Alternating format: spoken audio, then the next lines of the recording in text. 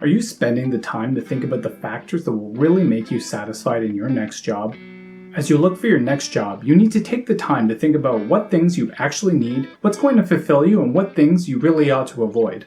You should think of your job as a combination of factors and trade-offs that will lead to your happiness both in your career as well as in your broader life. My name is Matt, and I'm here to talk to you about 5 different things you could be doing right now to make sure that you find the right job for you. And if you enjoy this video and find it helpful, please consider hitting the like button, as well as subscribing to the channel for when more videos are uploaded. I made this video with people early in their careers in mind, however I do think the tips in here apply to anyone at any stage in their career. So number 1 is challenging your assumptions. So rather than try to explain, I'm going to go right into an example. So let's say that you decide that you need to find a permanent full-time job.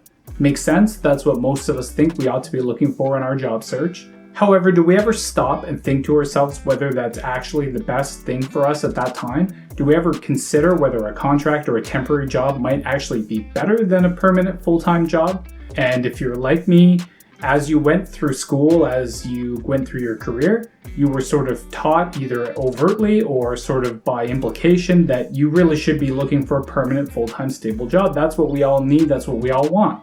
And we sort of operated with the view that if we took that temporary job, we were settling for it, and we would just do it until we could find that permanent job that we ultimately all want. But before we make this a hill to die on that we find a permanent full-time job, we should take a second and think, hey, wait a minute, is that the right thing for me? Could there be a better opportunity for me if I broaden my horizons and reevaluate that assumption? So let's say you're just coming out of school, you have limited experience, you're applying for all these exciting entry-level jobs in your field, and you're hitting walls. There's a lot of competition for these jobs. Meanwhile, you see a number of very interesting, exciting contract or temporary opportunities, but you disregard them because they don't fit our image of what we should be looking for in the job search. However, by disregarding these opportunities outright without giving them a second thought, we may not be considering important things like temporary jobs may have less competition for them. We're right now talking about how people maybe don't perceive temporary jobs to be good opportunities, and so less people apply for them. And because of this lower level of competition for temporary jobs, there may be less experienced people applying, and therefore the employer may be willing to hire a less experienced person into a job that they would usually look for someone with much more experience. And if you accept one of these temporary jobs, there's still potential that you could be hired on permanently out of the temporary job. Not always, but there's potential that once you have your foot in the door, you have a better chance of landing the job than if you're applying to that permanent job from outside the organization. And while you're disregarding these temporary job opportunities and applying for permanent jobs, you may ultimately end up having to settle for a job that's less desirable because you had to maybe change your expectations or change your criteria or apply for jobs that weren't as interesting to you just to get that permanent status. And you see that by closing ourselves off to the temporary job market right off the bat, we've closed ourselves off to a part of the job market without really even thinking about it thoroughly. Now look, a lot of us are going to still want that permanent steady job. It will still be our priority. Absolutely, we have mortgages, we have kids that rely on us. Okay, that's fine. When you make a conscious decision yourself, you feel more in control of your circumstances. And just by owning the decision, even if it's the same decision, you feel better and more in control about your career. Another example would be this idea that we have to be working long hours, we have to be working nights and weekends to be able to have a fulfilling career. However, for a lot of people, finding a job that makes them happy, working a predictable 40-hour work week gives them time to do other things that fulfill them in the rest of their lives. For example, perhaps they are part of social groups, they play sports, they volunteer.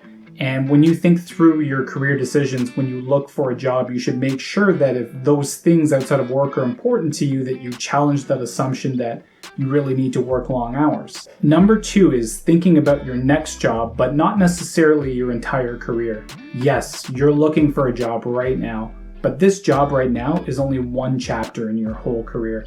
I'm not talking about plotting out your whole career, but I am talking about making conscious decisions about your next job that will set you up for success and get you where you want to be. Now, it's very easy to think about things in a simple linear way. You work as an analyst and then an advisor and then a manager. And this linear way of thinking is pretty standard. And this is, very common in a number of fields like the legal field where you go to law school, You article, you pass the bar, and then you practice law. And then even after that, you become an associate, and then maybe a partner, and so on and so on. But many of the most interesting careers don't progress in a linear way like this. So I'm suggesting you think beyond the typical career path for your field, maybe non-traditional ways to still get to the job you want, because in reality, there's not usually just one way to get to a certain job.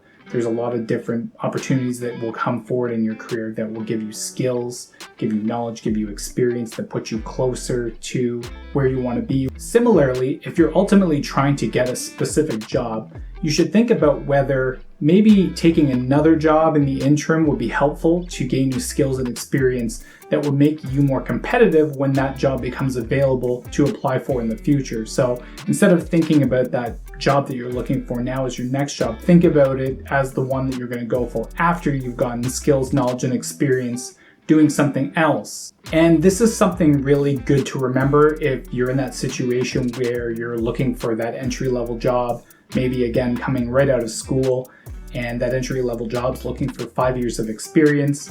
Well, that may not seem fair, it might seem a little ridiculous, but if you want to get one of those jobs that requires that 5 years of experience, you should look at whether there's other jobs out there that can get you some of those skills, get you that knowledge and experience that will make you competitive next time the job is available. Number 3, do research and network. So this one is a little bit connected with my earlier comments about challenging your assumptions. But one of the best way we can challenge our assumptions is to become more knowledgeable and educate ourselves about some of the things that we believe in the job market. Glassdoor is a great website for finding information. If we go to the website, we see that they have sections for jobs, companies, salaries, and interviews. For starters, I'm going to start with companies. And so I'm going to go to the drop-down menu here and click on Discover Companies. And for starters, I'm going to click on Amazon just as an example. And on this page, we see many things. And the first thing I want to point out is this little part that says Engaged Employer. If you see this, it means that the company's likely managing the page and uploading content. And if we scroll down to the overview here, we see some basic information about the company. We see some affiliated companies as well as the jobs that they have posted. Here under company updates, we see some videos that they've uploaded that emphasize what it's like to work at Amazon from their perspective. If we scroll further down, we have why work with Amazon, and we have mission, core values, interview process, community, university hiring, and these would be very important sections to take a look at if you're serious about working here. And then if we scroll further down, we have Amazon reviews, which is people's opportunity to upload their comments about what it's like to work there. And this is a very interesting section that provides information about the organization from the perspective of the employee. Another section that you can take a peek at is the interview section, where people leave comments about what the recruitment process is like and what to expect. And as you look through that interview process, you can maybe glean some things about the culture, about what it's like to work there, about what people who are doing interviews in this organization value, and what to expect in terms of preparation if you ultimately want to work there. Now, obviously, sometimes people lie on the internet, and people are more likely to post when they feel very positive about something or very negative about something. So in some ways, you have to take the information that you see with a grain of salt. However, it's still helpful to read through what people post, what people say. There's a lot of very honest, well-meaning people out there who have good information to share. And so while we're not getting necessarily 100% confirmed factual information, we're getting a better sense, a better idea of what people are talking about when it comes to this organization. And then there's also a salary section that you can click on where you can figure out what certain jobs are paid and what those jobs are paid within the organization specifically. Sometimes it can be hard to figure out what a job gets paid because there's different factors like bonuses and other compensation components that will differ across organizations and jobs, but it still gives you an idea of what to expect in terms of pay for different jobs. Another good source of information is looking at company profiles on LinkedIn or searching by hashtags on LinkedIn to figure out what people are saying about the organizations there as well. As a large business-focused social media website, you're likely to find a lot of information, especially if it's a large organization. And then, of course, you can use Google, which is probably already your go-to source of information, but I'm going to suggest you try the following searches. So you're going to Google search name of the organization and careers, and this will probably bring you to their careers website. And again, it will show you what the company decided to highlight in terms of what they value, what they think is important about the job experience at that company. And if this doesn't also bring up social media posts, you can consider adding keywords like LinkedIn, Facebook, or Reddit, which should bring you to various social media or forum postings about what it's like to work there. And you should find information, again, not unlike the Glassdoor reviews, where people discuss what it's like to work in those places. The next thing you can do is Google search for the name of the organization and media. And this should bring up two things. The first is press releases about things that are important to the company, that they want to highlight, that they want to show off, that they think are important for the public to know. But also media reports about the company and what the media is saying about the company. And the larger and more public interest there is in the organization, the more likely you are to find information about it this way. And if information doesn't come up readily in this way, you can click on the News tab in Google search or do news.google.com and search for the organization there. Now, if you're looking for information about specific jobs, specific roles, you can obviously do similar Google searches for those, but there's a lot of variation in what that job might be in a different industry, in a different company, public versus private sector, but it's still worth a look. Now, another way to get specific information about jobs or what it's like to work at a particular organization or in a field would be to network, and one really good way of doing that is reaching out to people on LinkedIn. So what you can do is search for people who are in jobs or in organizations or both that you have interest in, and you can reach out to them and send them a message and try to connect with them. And by doing so, you might be able to find out information from them that you might not be able to find from a simple Google search. Now, if you're going to do this and you send a message to someone on LinkedIn, you should personalize the message. Maybe it goes without saying, but be polite. Try not to ask for anything and instead take the approach of learning from the person, talk to them and say that you find their career interesting and that you want to learn about their career progression, how they made certain decisions and why they took certain opportunities and how that's worked out for them. And you want to make sure that when you reach out, you sound personable and don't sound like a bot or someone trying to sell something. Because on LinkedIn, there's a lot of people sending messages trying to sell things, and the volume of messages that some of these people get is quite high. And because of this, you should also be prepared that if you reach out, you don't get responses. But if you find the right person, you're going to find someone who will be excited to talk about their career, tell you information, share their knowledge and experience. And now they will know who you are. And if you can make a good impression, you'll likely be in their network. And next time an opportunity comes up that aligns with your discussion, they'll have you in mind. Number 4, considering relationships and other people's opinions. So at times in your career, you may be approached by someone you trust or through discussion find out that somebody thinks you'd be a good fit for something. And this may be a specific job, it may be a shift in your career, it may be a professor or a mentor of some kind that has a relationship with you that may be able to guide you in a certain direction.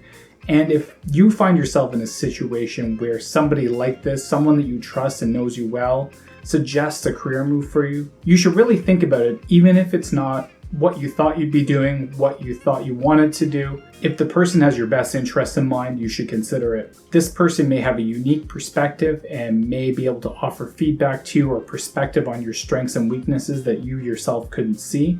And if they are a mentor or someone whose opinion you greatly value, you should consider the feedback they have to offer in any direction they might give you about where to go in your career. The job they're proposing, the change they're suggesting may give you skills, knowledge, and experience that help you get where you want to go, albeit through a different path, or may set you in a new direction that you find more engaging and more interesting than you thought you would originally, or it might be an area you never even considered previously. Now, the other thing is not to confuse what I'm saying with caring about the opinions of others. And what I mean by that is people will all have their own perspective about what the right thing to do is, what a good job is, what a smart decision is in your career.